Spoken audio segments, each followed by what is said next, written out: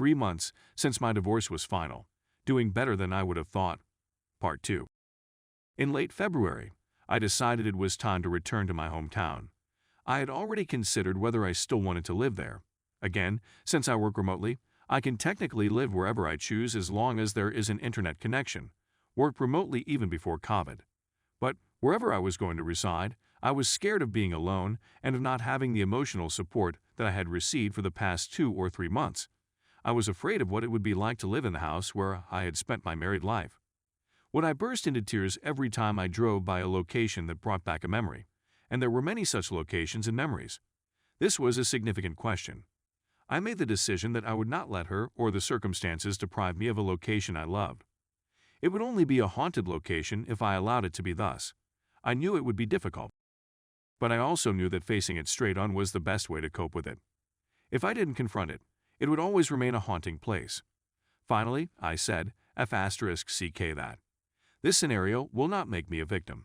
As a result, I relocated closer to the lake where I like fishing. I'm just a few miles away from my previous house, where my ex still resides. What do you think? I'd gaff. That's what I mean. I'm a stoic to the core. Divorce support. You've probably heard of it if you haven't before. If you want to learn more about it, Google it because I'm not going to go into detail about it other than to mention it's a nationwide faith-based divorce support organization. So, on the recommendation of others, I signed up for it. The woman in charge was kind enough, although she spoke a lot. The first, and only, Met I attended, there were 5 people in total. The lady who led it and her husband, myself, a woman with children going through a divorce, and a man with children going through a divorce. Oh, and I almost forgot to say that I don't have any children. Thank God, as this would have made my situation much more difficult.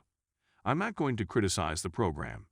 Many people claim it benefited them a lot, so I won't take anything away from that, and I'm pleased it did. However, I didn't think it was for me, and here's why. I left feeling worse than when I came in. It was pounded into us from the start that the next 6 months to a year of your life would be absolute torment. I'm paraphrasing, but that was the gist of it. In my perspective, I just do not enjoy terrible things being prophesied over my life. According to the Bible, the power of the mouth determines life and death.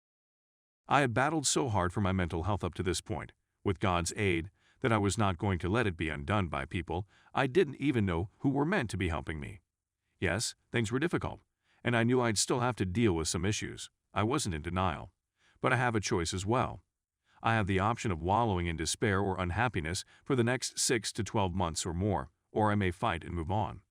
I'm not here to tell you that you can avoid grief and unpleasant feelings. You can't do it. That will strike you.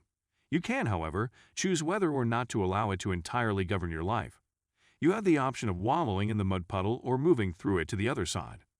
I took the decision that I was not going to wallow in that filth, and I was not going to allow anybody to help me do so. Please understand that I am not implying that I ignored or repressed my emotions. No, I didn't. I let myself to feel, weep, and do anything I wanted. I still do on occasion, but I'm making progress. Now, back to the present. Move on and dating again. I'm not here to advise you whether you should start dating now or later. That's not my position. I feel that the proper timing is unique to each individual. As I had mentioned, I would not date until the divorce was finalized, citing moral grounds. But the fact is that even if I hadn't had my moral code, I still wasn't ready. Knew I wasn't ready, and didn't want to date before it was final, since I was an emotional disaster anyhow. For one reason, my self-esteem was shattered. Being cheated on does a number on the sufferer, evicting the soul. The one person you're supposed to be able to trust the most F***CKS you over in the most personal manner possible. It's as though if there's one thing we all agree on when we marry, it's loyalty. She did the one thing you don't do, and I had my own chances to cheat as well. I may have also justified it to myself, but I would never have done such a thing, and I never did. So yeah, I can declare that I am a better person than she is, and in the end, she saved me from a marriage to someone I couldn't trust. So there's that. Why would I want another 8 years of my life taken when I've already had 8 years stolen? Or how about 10, 20, or 30? As a result, the divorce was finalized in early March 2021. I'd barely been in my new apartment for a week or two.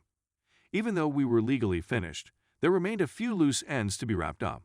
Health insurance, taxes, and a joint checking account. I had opened my own account earlier on, but we still had one account with both our names on it to move money to one another for things like mutual bills and end-of-year taxes, etc. Some folks in my life advised me to wait 6 months to a year before dating. In addition, the great majority of those persons had never gone through a divorce, much alone one in which they were the victims of adultery. Isn't it strange how it works? I think they know what they're talking about if they read enough blog posts. And then some folks informed me that the sooner I got back on the horse, the better.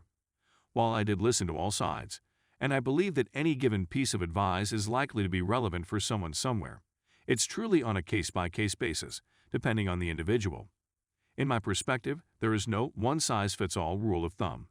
I eventually made my decision based on how I felt, not on what others thought. I didn't think it was fair to put me in the penalty box. FFS, I wasn't the one who cheated. Besides, why should I? So I could allay some other people's fears. I knew I was intellectually honest enough to recognize whether I was really unprepared, since I knew I wasn't in January. Yes, I contemplated it despite my own moral objections, so it's not like I deceived myself. I'm also 40F*C King years old. I know exactly what I want. I don't have to discover myself or anything. The lady I believed I had in my marriage was not who I thought she was. The lady I desired was not the one I already had. So I resolved to locate the lady I desired. I'm just growing older, and time is a vital thing, so why wait if I was really ready? I joined 4 dating sites within a week of the divorce being finalized. I quickly found myself messaging with a number of ladies. Within 2 weeks, I had my first date. Then there was another. The second date was with a fantastic lady. We got along wonderfully since she was really gorgeous and had a fantastic personality. I'm now juggling discussions with 10 or 12 ladies. It took me approximately a week to regain my mojo. I hadn't dated in 8 years. Then I went on a date with a third lady. I'm still juggling double digits on the phone and text, feeling them out, and they're feeling me out. So the third lady I went on a date with. I'll get back to her. But we're exclusive and just had our 2-month anniversary 2 days ago. Amazing. She's when I initially started dating. I believe that many, if not most, women would be hesitant to date me since I had just completed a divorce less than a month before. Going into it, I was aware that this was a possibility. I, on the other hand, just responded F*CK it. Let's find out. And boy did I like it. Yes, they had concerns, as they should. I just stated the truth about everything. I was a blank slate. And I accepted responsibility for my own flaws and shortcomings. I didn't blame her for everything. The fact is that there were mistakes I made in the relationship, but I learned from them. Also, when she cheated, I never did, despite having abundant opportunities in the past. It turned out that the fact that I had been in therapy the whole time, and was still going, was a great turn-on for them. I can't tell you how many times I've heard, "That's awesome you're going to therapy. Most men would never do that." In addition, "Wow, you're quite resilient." The fact that you're doing so well tells a lot about you. You're definitely a powerful individual. These were things I heard on in-person dates as well as over texting.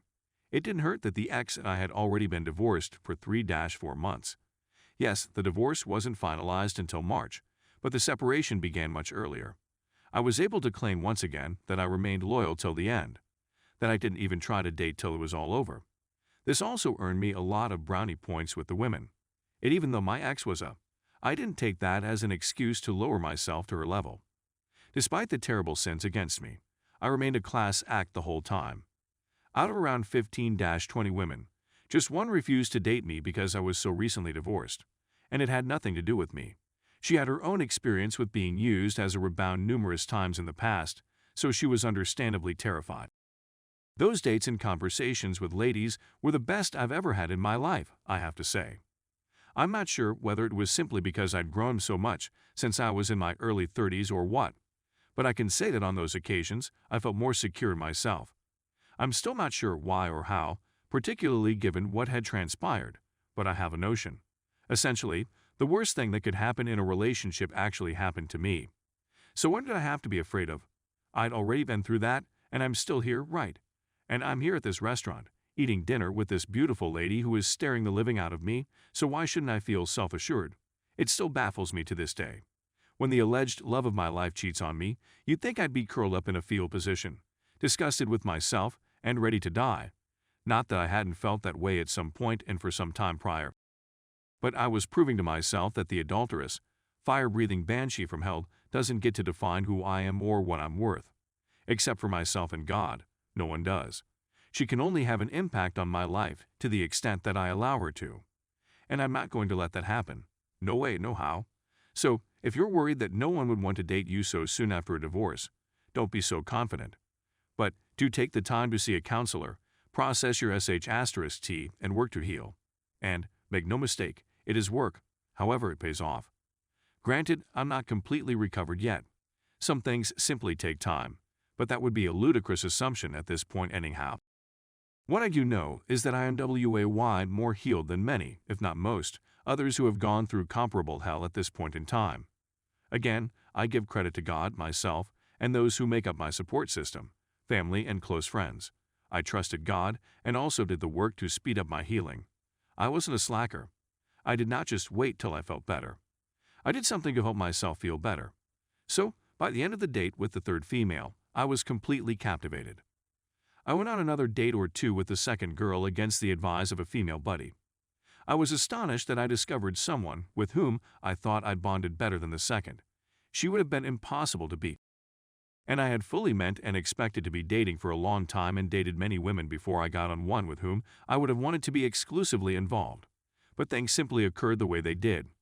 I know exactly what I want and what I'm searching for. And I discovered it far sooner than I had imagined. Sure, this has to play out, and who knows how things will turn up. But thus far, all I can say is, wow. This connection is already 10 times better than the one I had with my ex, even while we were dating and married. I met the lady I'm now dating within the same month that my divorce was finalized. I'm still surprised it happened that way, but it did. And she's more attractive than my ex-wife. Lol. Stay tuned for next part.